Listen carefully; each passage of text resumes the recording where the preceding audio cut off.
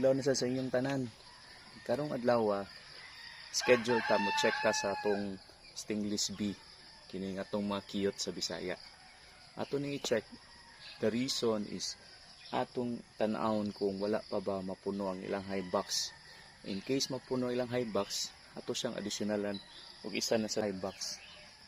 So imo ra ni siyang ipatong additional na siya plywood nga giana niya para from the bottom masaka siya diri ari na po siya mag-form og colony og honey niya.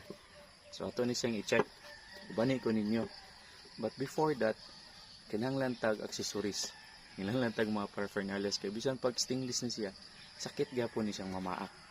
So mag-prepare siya ta. So mo na itong mga kinahanglanon. Ato ang protection against sa mga bees. Suluntaan ni suit, bee suit. Kinahanglan ta ning